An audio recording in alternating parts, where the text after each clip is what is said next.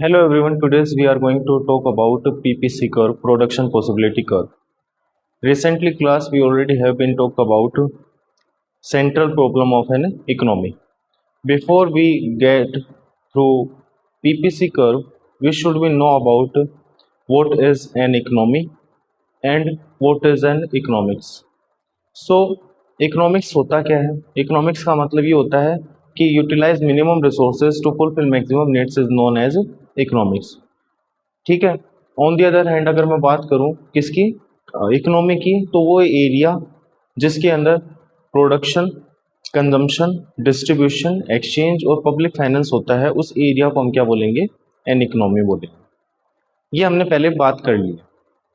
अगर मैं बात करूं कि central problem of an economy, तो तीन मेजरली प्रॉब्लम्स की हम बात कर चुके हैं। What to produce, how to produce, for whom to produce. What to produce के अंदर हमने डिस्कस किया था कि क्या प्रोडक्शन करना है, कैपिटल गुड का करना है या कंज्यूमर गुड का करना है। हाउ टू प्रोड्यूस में मशीन का यूज़ करना है या फिर एम्प्लॉयमेंट का यूज़ करना है। एंड फॉर होम टू के अंदर किस कास्ट के लिए करना है, अपर क्लास्ट या lower class, rich poor, male female. तो ये सारी की सारी डिस्कशन हमने कर ली थी। व्हाट टू प्रोड्यूस के अंदर अगर मैं बात करूं तो कैपिटल गुड को प्रोड्यूस करना है या कंज्यूमर गुड्स, ये डिसाइड करने के लिए हम बनाते हैं PPC curve, production possibility curve. तो होता क्या है पीपीसी कर्व?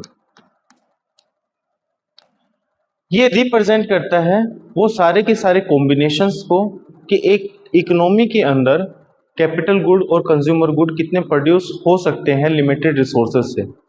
ये डिसाइड पीपीसी कर्व करता है। जैसे कि फॉर एग्जांपल मान लो कि दो प्रोडक्ट है, एक तो है कैपिटल गुड और दूसरा जो है वो हमारा आ गया कंज्यूमर गुड्स।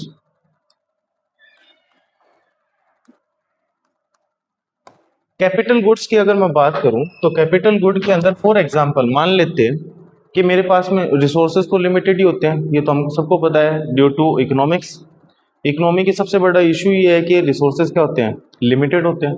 तो मान लो कि कैपिटल गुड जो है वो मेरे जितने भी रिसोर्सेज हैं वो सारे के सारे मैं कैपिटल गुड पर ना लगाकर कंज्यूमर गुड्स के ऊपर अगर लगाऊं, तो उस कंडीशन के अंदर कैपिटल गुड के अंदर मान लो कि मैंने 1 रुपये भी नहीं लगाया और मेरा सारा का सारा कॉन्सेंट्रेशन जो है वो है कंज्यूमर गुड्स को बनाने में। तो मान लो कि मैंने प्रोड्यूस कर दिए 20 कंज्यूमर गुड्स। फॉर एग्जाम्पल एक और एग्जाम्पल ले लेते हैं। 100 रुपये मान लो कि मेरे पास में लिमिट है। कितने रुपए की लिमिट है? 100 रुपये। ये मेरे पास में रिसोर्सेज है। कंज्यूमर गुड्स के ऊपर मैंने 1 रुपये खर्च नहीं किया, सारा का सारा पैसा मैंने लगा दिया कंज्यूमर गुड्स को बनाने में। ठीक है। तो यहाँ पर अगर मैं बात करूँ कैपिटल गुड के ऊपर 1 रुपये खर्च नहीं किया, कंज्यूमर गुड्स को बनाने के अंदर मैंने सारा पैसा लगा दिया, तो एक कंज्यूमर गुड्स की जो कॉस्ट आई है वो कितने रुपए आई है? 5 रुपये आई।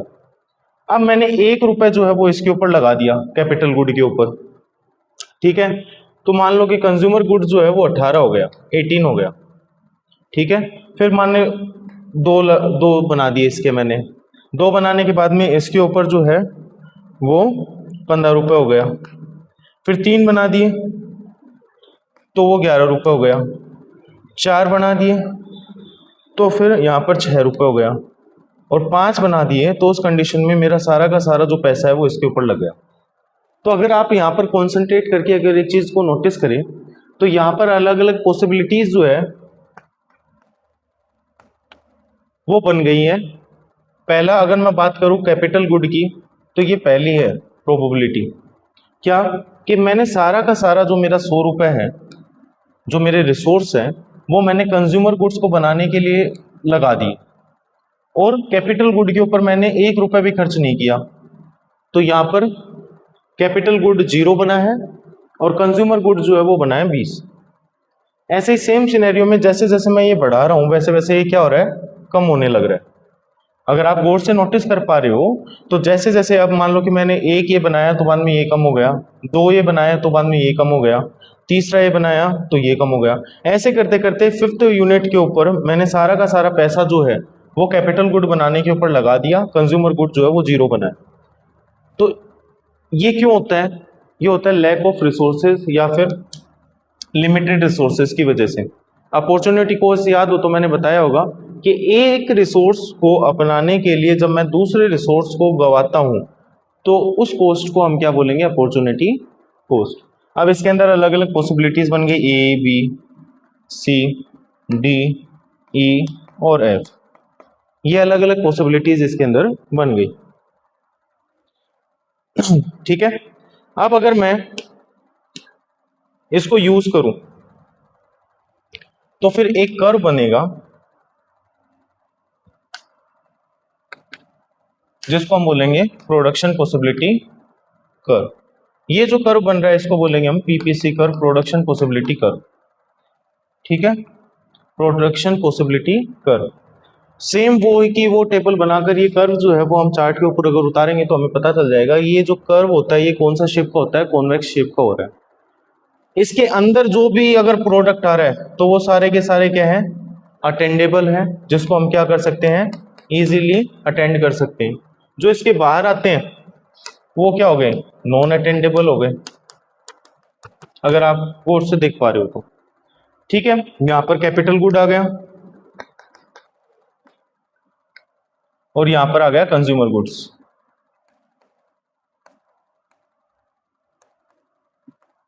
ठीक है, आई होप आपको ये समझ में आया होगा। ये प्रोडक्शन पॉसिबिलिटी कर्व। अब एक इंपॉर्टेंट बात, अगर मान लो कि वो 100 रुपए जो मैंने बताए थे यहां पर, ये 100 रुपए बढ़कर अगर 200 रुपए हो गए तो उस कंडीशन के अंदर क्या ये बढ़ेंगे कि नहीं बढ़ेंगे? सीधी सी बात है कि बढ़ेंगे, क्योंकि रिसोर्सेज मेरे क्या हो गए, बढ़ गए, तो ये बढ़ जाएगा। और अगर मान लो कि ये घटकर 50 रुपए हो गए तो रिसोर्सेज कम हुए हैं, तो उस कंडीशन के अंदर ये भी क्या हो जाएगा, घट जाएगा। तो जब भी ऐसा हो, जब रिसोर्सेज बढ़ेंगे तो पीपीसी कर्व जो होगा वो शिफ्ट हो जाएगा towards right, right hand side जो है वो शिफ्ट हो जाएगा। और अगर मान लो कि वो घट जाता है क्या, रिसोर्सेज, तो उस कंडीशन के अंदर ये क्या हो जाएगा, लेफ्ट साइड जो है वो शिफ्ट हो जाएगा। तो ये पूरा का पूरा जो है वो प्रोडक्शन पॉसिबिलिटी कर्व है। ठीक है, अब इसके अंदर क्या रीजन है कि इसका शेप जो है वो कॉनकेव होता है?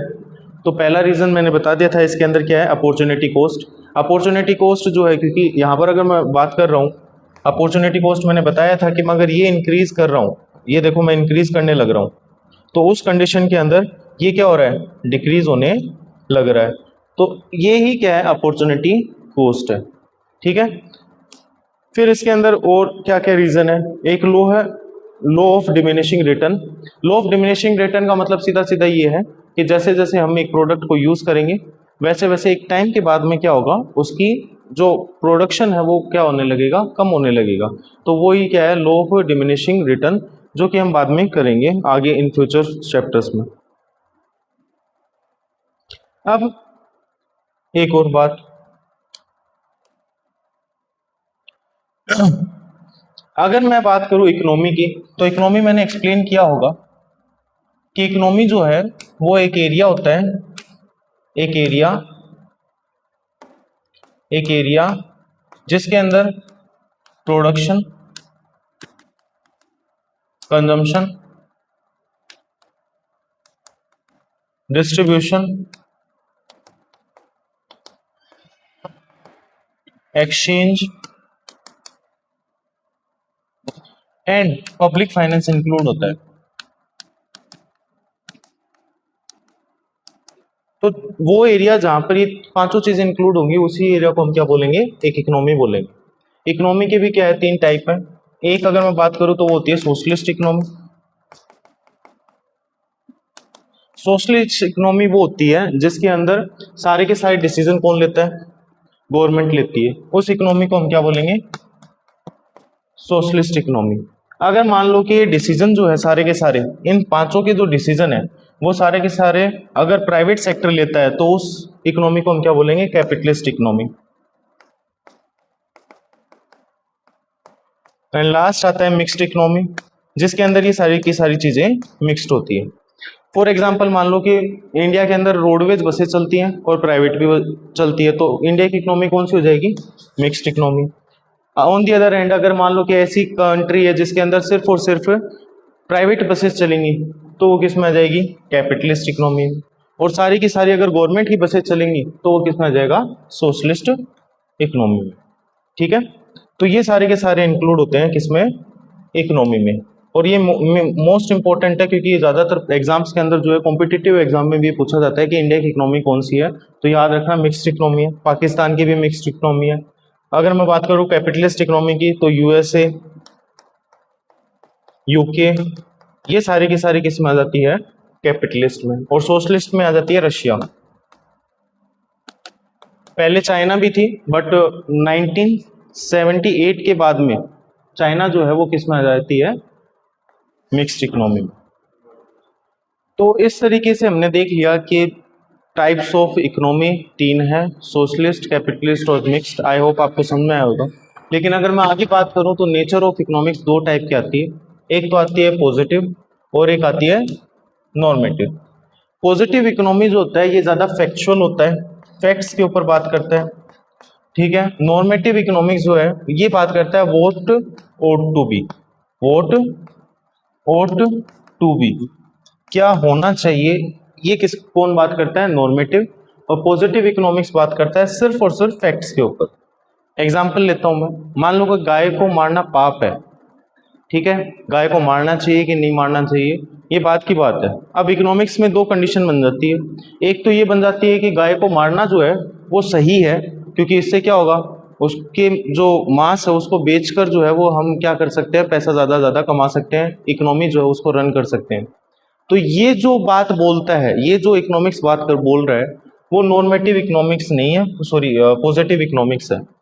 But on the other hand अगर मैं बात करूं कि गाय को मारना पाप है, हमें ये नहीं करना चाहिए, वो कौन बात करता है, normative economics, what ought to be. और अगर आ जाए मान लो कि क्वेश्चन के अंदर वोट इट इज, तो ये इंक्लूड हो जाएगा किसमें, पॉजिटिव इकोनॉमिक्स में। ठीक है, तो पॉजिटिव इकोनॉमिक्स की अगर मैं बात करूं तो कोज एंड इफेक्ट के ऊपर भी ये ज्यादा फोकस करता है कि क्या हुआ, वो क्यों हुआ, फैक्चुअल पोजीशन के ऊपर ये ज्यादा ध्यान देता है। तो 2 नंबर का इसमें से भी बन जाता है पोर्शन। फिर इसके अंदर अगर और बात करें तो क्या इकोनॉमिक्स जो है वो आर्ट है या नहीं, तो आर्ट भी है।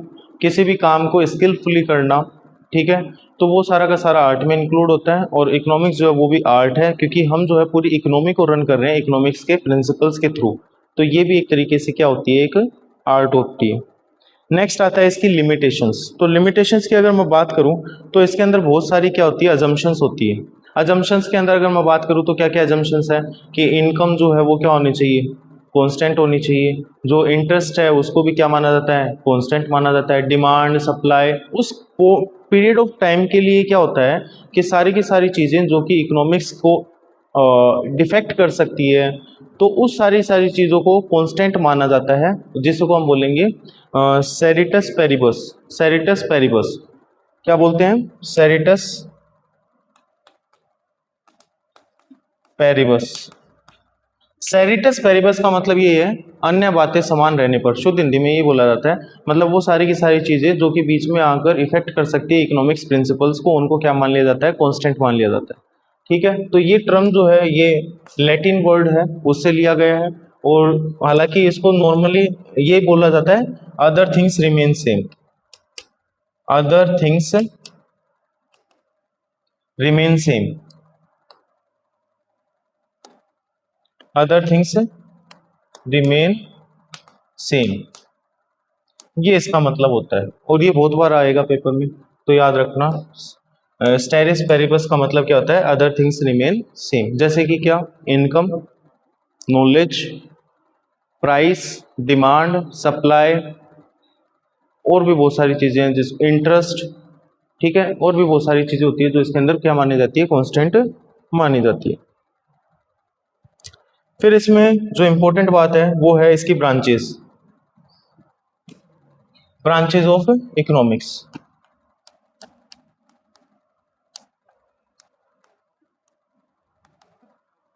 नाइनटीन 32 के अंदर फ्रिश जो था उसने क्या किया कि इकोनॉमिक्स की दो ब्रांचेस जो है वो डिफाइन कर दी। एक तो थी माइक्रो इकोनॉमिक्स और एक थी मैक्रो इकोनॉमिक्स। माइक्रो इकोनॉमिक्स का मतलब यहाँ पर सीधी सीधी सी बात अगर मैं करूँ तो छोटे लेवल के ऊपर जो भी हम एनालिसिस करते हैं इकोनॉमिक्स के प्रिंसिपल्स का, वो माइक्रो इकोनॉमिक्स है। और अगर मैं बात करूँ मैक्रो इकोनॉमिक्स को, तो ये एग्रीगेट लेवल के ऊपर रहता है। पूरी की पूरी इकोनॉमी का जिसके अंदर एनालिसिस होता है वो किस में आ जाता है, मैक्रो इकोनॉमिक्स। ठीक है, अगर स्टार्ट करें तो माइक्रो इकोनॉमिक्स का फादर कौन है, तो ये मैंने पहले भी बताया था, वो कौन है, एल्फ्रेड मार्शल। एल्फ्रेड मार्शल जो है उसको माइक्रो इकोनॉमिक्स का फादर बोला जाता है। और जेएम कीन्स जो है उनको मैक्रो इकोनॉमिक्स का फादर भी बोला जाता है। अब स्टार्ट करते हैं माइक्रो इकोनॉमिक्स।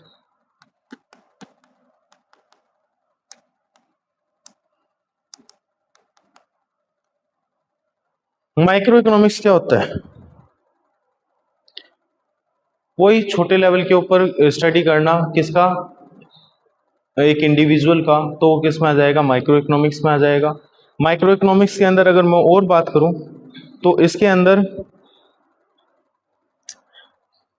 प्राइसिंग, एक प्रोडक्ट की क्या प्राइस है, एक एरिया मान लो कि चिड़ावा है उसका मार्केट है, उसका एनालिसिस करना छोटे लेवल के ऊपर हो रहा है अभी, तो ये भी माइक्रो इकोनॉमिक्स में आ जाएगा। ठीक है, ऑन दी अदर हैंड अगर मैं बात करूं तो एक पर्टिकुलर फॉर्म है या एक पर्टिकुलर इंडस्ट्री है उसका एनालिसिस करना, वो भी माइक्रो इकोनॉमिक्स में आ जाता है। तो ये सारे के सारे एग्जांपल्स थे माइक्रो इकोनॉमिक्स के। ठीक है, इसमें बहुत सारी चीज़ें इंक्लूड होती है। Theory of factor of production, मैंने बताया था फैक्टर ऑफ प्रोडक्शन में लैंड, लेबर, कैपिटल और एंटरप्रेन्योर आता है, तो वो सारी की सारी चीज़ें भी इसके अंदर इंक्लूड होती है। इसकी कुछ लिमिटेशंस हैं, वो ये है कि अगर मैक्रो इकोनॉमिक्स की बात की जाए तो बड़े लेवल के ऊपर जो प्रिंसिपल्स बनाए जाते हैं, जरूरी नहीं कि छोटे लेवल के ऊपर भी वो प्रिंसिपल जो है वो अप्लाई हो। ठीक है, तो वो माइक्रो इकोनॉमिक्स में इंक्लूड हो जाता है।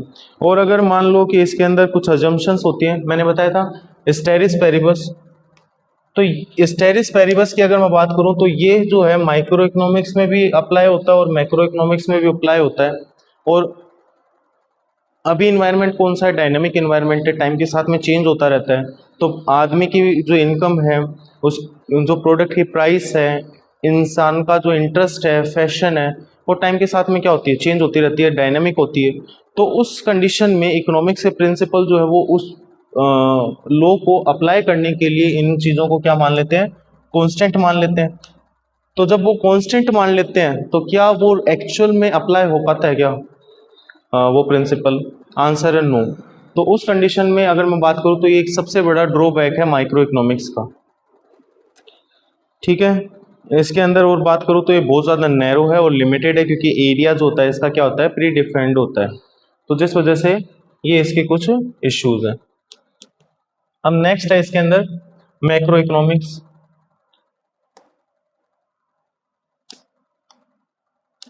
मैक्रो इकोनॉमिक्स की अगर बात की जाए तो ये मैक्रोस वर्ड से डिफाइंड होता है, ग्रीक वर्ड है मैक्रोस,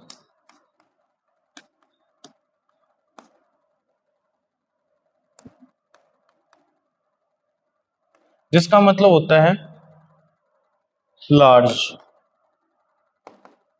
मैक्रोस का मतलब क्या होता है, लार्ज। ठीक है, इसका फादर कौन है, जेएम कीन्स। कीन्स जो था उसने 1936 के अंदर एक बुक लिखी थी, जिस बुक का नाम था the journal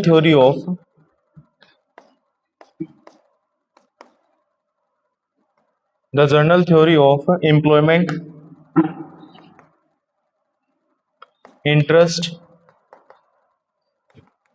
and last money.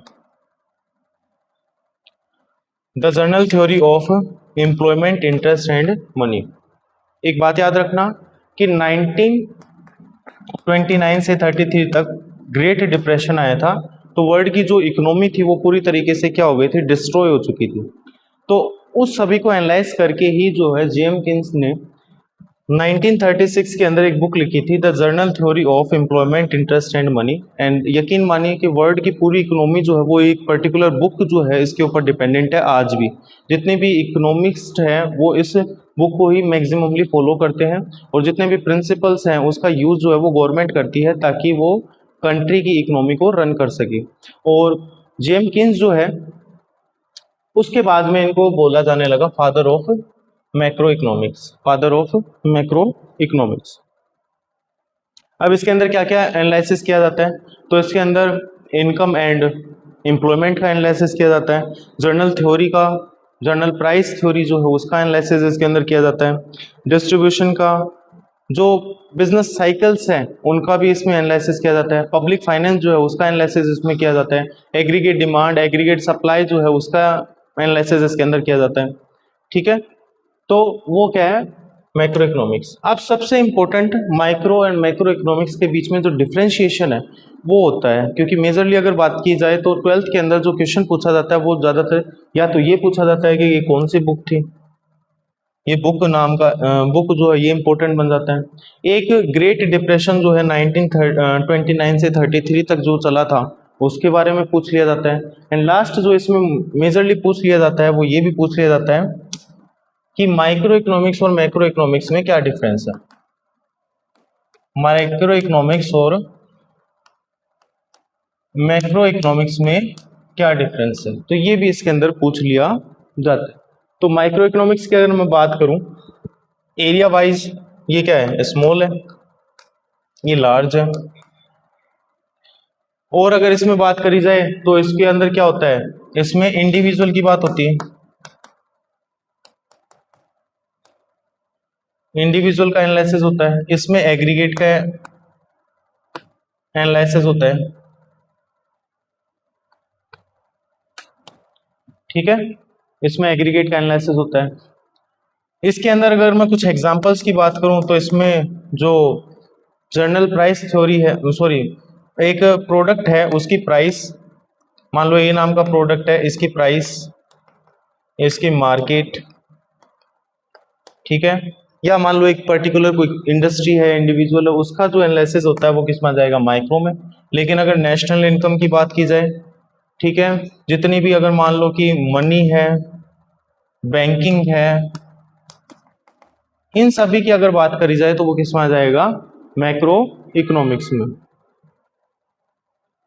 ठीक है, इसके अंदर अगर बात की जाए इश्यूज की, तो एक पर्टिकुलर इंडिविजुअल्स की जो इश्यूज है उसको ही क्या किया जाता है, रिजोल्व किया जाता है, और इसमें एग्रीगेट जो है उसके इश्यूज जो है उसको रिजोल्व किया जाता है। ठीक है, एक आता है micro macro paradox, micro macro paradox.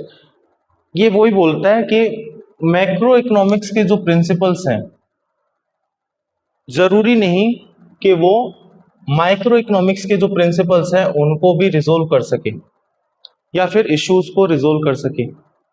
मान लो नेशनल इनकम है, तो नेशनल इनकम जो है, ठीक है, इसको निकालने के या एनालाइज करने के अलग तरीके हैं नेशनल इनकम को, लेकिन एक इंडिविजुअल है उसकी इनकम को डिफाइन करना या फिर निकालने के अलग मेथड है। तो यही क्या है, माइक्रो मैक्रो पैराडॉक्स।